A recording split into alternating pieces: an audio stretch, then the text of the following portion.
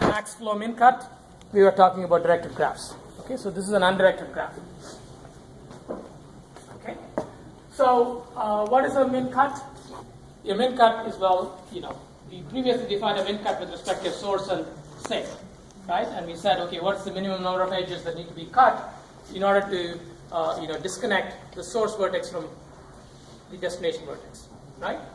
So in the global min cut, we are asking, what is the minimum number of edge you have to cut off before some part of the graph becomes disconnected, right?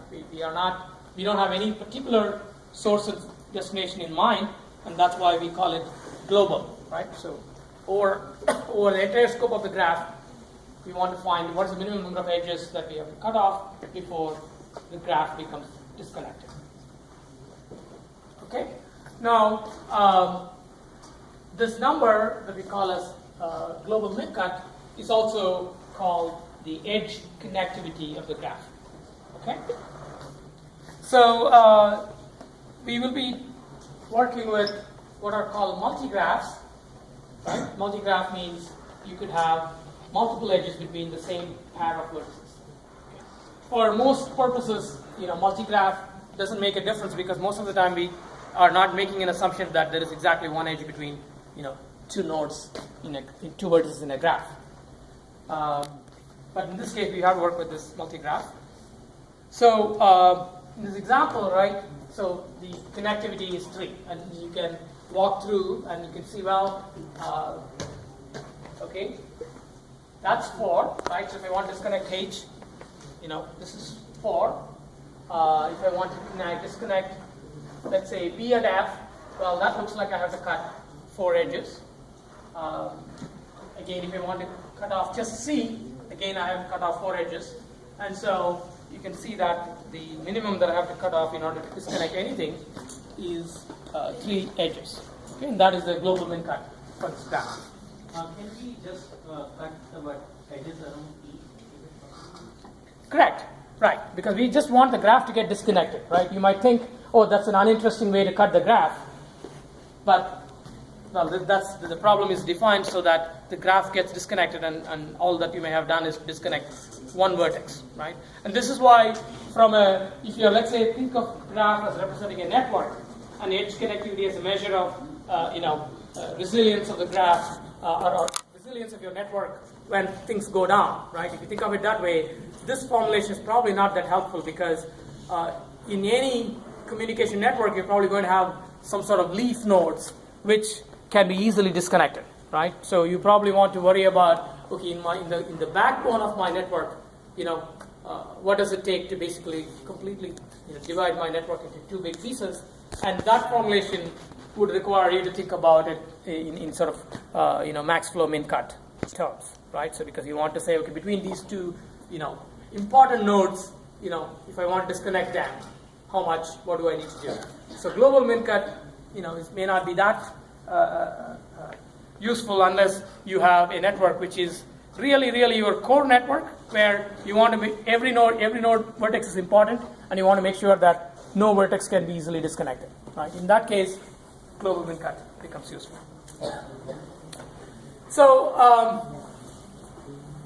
we already know how to do min cut, right? So we can use that algorithm to come up with a global min cut algorithm. So what we do is we replace, because that algorithm works on directed graphs, so we will convert an undirected graph into a directed graph by basically replacing each edge by a pair of edges, each going in each one direction, right?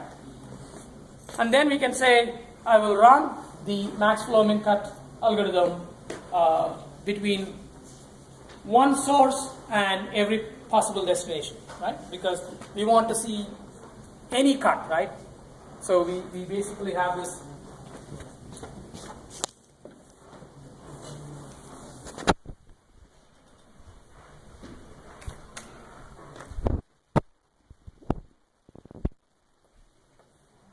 so if you have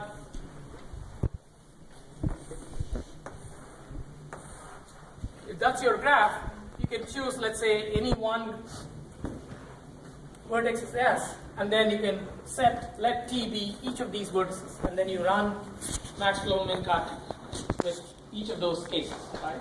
And then whatever gives you the smallest min cut, that's going to be your global min cut. Okay? So this means, well, you got to repeat the min cut algorithm, order of v times, right? So we know that min cut algorithm itself is not, a very fast algorithm. So if you have to run it, order of v times, it looks like it's an expansive and complicated algorithm. Okay. So as we always said, right, randomization. We use randomization not only, one of the reasons why we use randomization is because it tends to simplify things quite a bit, right? So, so here is a randomized global min cut, which does something that almost looks laughable, but still has a reasonable probability of working, right?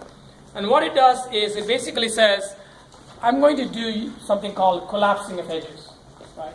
The way collapsing of vertices. So what I'm going to do is I'm going to pick two vertices that are connected, and then I'm going to merge those two vertices. Okay, which means that so you pick a random edge, you delete it, and merge, squish the two vertices attached to that. Right. So here's an example. So you have a graph here, and then, well, unfortunately, I think some of the colors don't show up. So what you did here is you deleted these edges and you squished B and E together. And what happens is that B and E carry with them all of the edges that are coming into either B or E. Right? So C has two edges coming to, one edge coming to B, one edge coming to E. So you have this vertex BE, which has two edges coming in. Right? So this is a mapping of edges from here to here. So you can sort of keep the identity of each of those edges. You can say this edge is the one that was going from A to B, and this is the one that was going from A to E. Right? So you can keep track of this. So the idea is, or if you pick C and D to squish, then that's what you would get.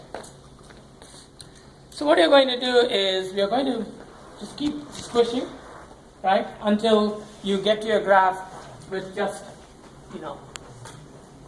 two vertices. Okay? And if there are only two vertices, then you're going to say how many ever is the number of edges between them. That is right? That is actually the min cut. Okay? Now, you might say, what are we doing here? Why does this make any sense at all? Why should it work? Okay, so the reason is that only a very small number of edges are part of the min cut. Right? And so, what we want is that somehow we didn't collapse these edges that are actually part of the min cut. Okay? So that's what, we didn't collapse them until the last stage, very end. If none of them were collapsed until we got to a graph with two nodes, well then we know we got the min cut. Okay? So it's just a simple probabilistic argument. Okay? So what it says is that if the size of the min cut is extremely small, then chances are that I never, there might be a reasonable chance that I never picked it for collapsing in each one of my steps. So let's try to calculate the probability. So first what we're going to say is that if the min cut has k edges, then every node has a degree of k, right? Because, why is that true?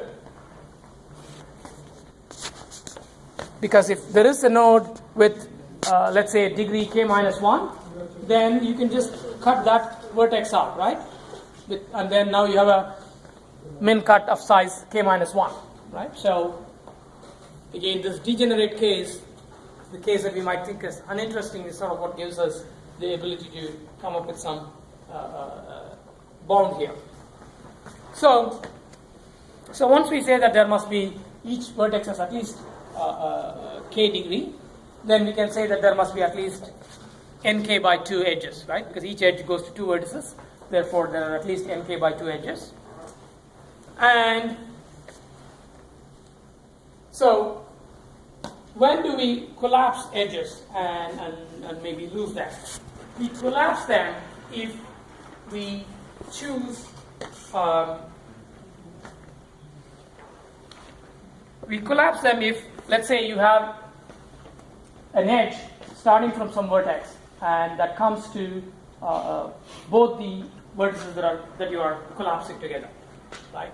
Then those edges also end up collapsing, right? So edges that are going to collapse are those that are coming from. Okay, so let's draw a picture that makes it easier to see what's going on.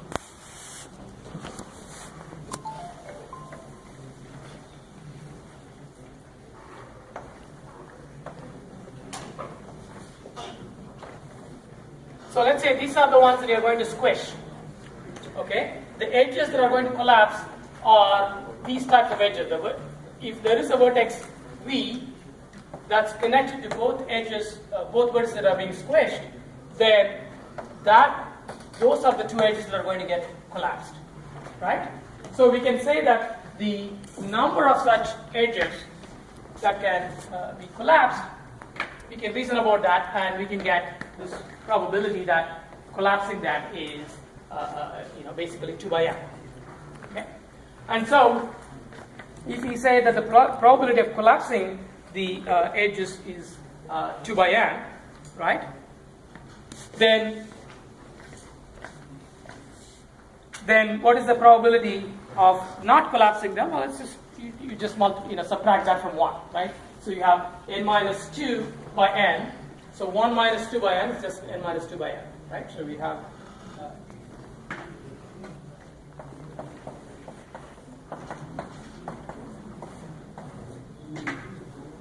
okay, and then you can write down this recurrence relationship for the probability that we didn't end up collapsing the min cut edges. Okay, so as we said, we do one collapse, right? And in that one collapse, the probability of preserving the min cut edge is n minus 2 by n, right? And then we are left with a problem which is p of n minus 1 because we collapsed one edge, we collapsed two vertices into one. So we started with a graph of size n. Now we have a graph of size n minus 1. So the probability of collapsing the min cut edge is the product of the probability of collapsing it in the first step and the probability of collapsing it in the recursive subproblem, right? So and then you can expand this out, right? P of n is n minus 2 by n. So you just use this and just expand out, right? So P of n minus 1 will be n minus 3 by n minus 1, right? So that's what it is. And then you'll get P of n minus 2, which will be n minus 4 by n minus 2 and so on. Right? So you write that out, and then you'll see that nicely things are getting cancelled. Right? So n minus 2, n minus 2, n minus 3, and n minus 3 will appear here. So they will get cancelled out, and you'll get this simple, nice closed form expression that says 2 by n into n minus 1, or think of it as 2 by n squared. Right? So what it says is that the probability of 2 by n squared, you will preserve the min cut edges in the final stage. Okay, that's not a very good number, but it tells you, and it's intuitive, right? So what is the likelihood when you are collapsing pretty much everything in the graph? What is the likelihood that you preserve some set of edges? So it's a low probability. The probability is given by 2 into something like 2 by n squared. But we know that any probability of correctness can be used to construct an algorithm which is correct with a high enough probability. And what we do is we simply repeat the experiment, right? If we do this once, we get a min cut of 5. We do it second time, we get a min cut of 3. Well, we know 3 is probably the right answer. So we keep repeating it until sufficient number of times until we have enough confidence that our answer is correct. Okay? So in particular, the probability of being correct is 1 by n squared. So we know that if you repeat it n squared times, our probability will become comparable to 1. And if you want, at least it will become something reasonable. And we know that this ln n factor that we need to throw in if we want the probability to become, very close to 1. right? So if we have a probability of 1 by p, if you have a probability of p, if you repeat something 1 by p times, then the probability begins to look reasonable. But if you want the probability to become close to 1, then we have to do this ln n more times, that is ln n by p times. So in this case, we do it n square ln n times, then the probability will become, the probability that you are correct will become like 1 by n, okay? Which is 1 by n is reasonably high, so we can sort of say that we'll have a right answer.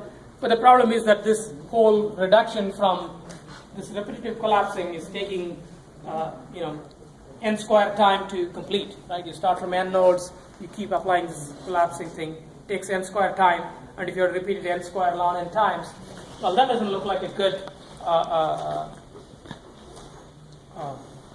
randomized, good complexity, right? So n power 4 ln n is not a good number, okay? So what can we do? So that brings us to a topic called, suppose one random choice doesn't work, right? That's what we did. We randomly chose a particular pair of vertices to collapse, and that's not giving us a good number. So can we somehow fix it by making two random choices? So we can ask this question, go back to our balls and bins problem and say, okay, suppose we don't do one random number, we do two random numbers. Okay, so what does that mean? What we are going to do is we are going to not randomly toss the ball into some random bucket. What we are going to do is we are going to generate two random numbers, then we are going to check which of those bins has fewer elements. And then we are going to put this in the one that has fewer elements. Right? So so you're not doing a globally checking the minimum bin and dropping it into that. Instead, you're saying, I'm going to randomly check two bins and find whichever is less full, and I'm going to use that. And it turns out that your maximum occupancy will come down from log n by log n to log n. Okay? And what do these things mean?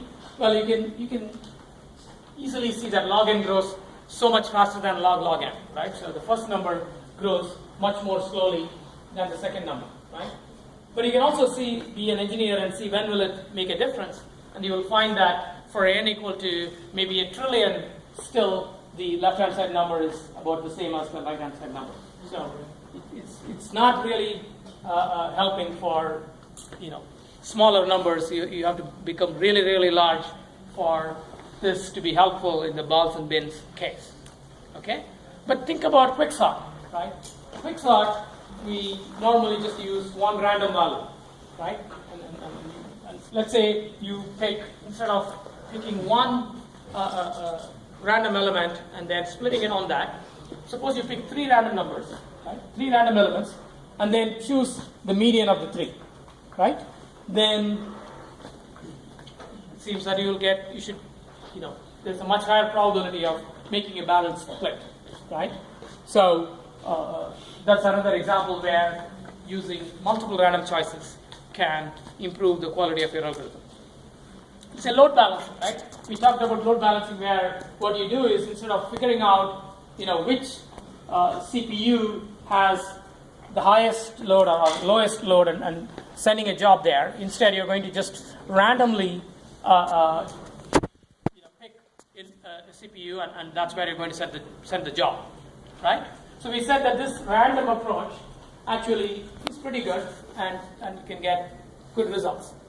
But if you have a scenario where jobs don't take the same amount of time, then what can happen is that over time what will happen is that some CPU will get a long job, and then it'll build up a backlog, and then it'll keep, this backlog will not disappear easily, right? So if you want to do a better job, what you can do is you can again make two random choices. So you generate one random number, go check what is the load on that CPU, and then you make another random choice, go to that CPU and see what its load is, and then you pick the minimum of the two. Right? And if you do this, then that is going to dramatically improve this backlog situation, and it's going to result in a much more equitable distribution of jobs across CPUs. So in a load balancer case, once again, using two choices can be very helpful. So let me discuss how we can bring this idea of using two random choices to make the min-cut algorithm better. Okay? So the intuitive idea is that we know that when we start, the probability of collapsing the min-cut edges is very small, right? So the idea that we can use this process of repeated collapsing to get to the min-cut makes a lot of sense early on. But once you start collapsing and you've collapsed lots of edges already, the graph has become quite small, then the probability that you are going to lose the min-cut edges becomes much higher. So what the basic idea here is that you're going to choose, you're going to divide the algorithm into two phases. There is an initial safe phase where the probability of collapsing the min-cut edges is quite small. Okay? And so what you're going to do is you're going to, go through this safe phase. But when you get to the unsafe situation where the probability has become quite high and there's a good deal of danger that you might lose, you might end up collapsing the min-cut edges, then what you do is you say, okay, I'm going to make two choices, right? From here on, I'm going to repeat this algorithm twice, and I'm going to pick the better of the two, okay?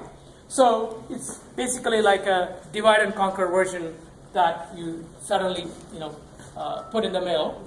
And it turns out that if you do this, then you get a very interesting algorithm which now gives you a good solution in much faster time, right? So we had an n power 4 log n type of algorithm, and we have reduced that to n square log something. Okay, so log cube. Well, when log square, log cube, they are not huge factors when you're talking about compared with n, right? So we have brought it from n power 4 to n squared. So this is a good way of, using randomness to get a good algorithm that has actually a reasonable complexity. Okay, so we'll finish up this algorithm next time, and then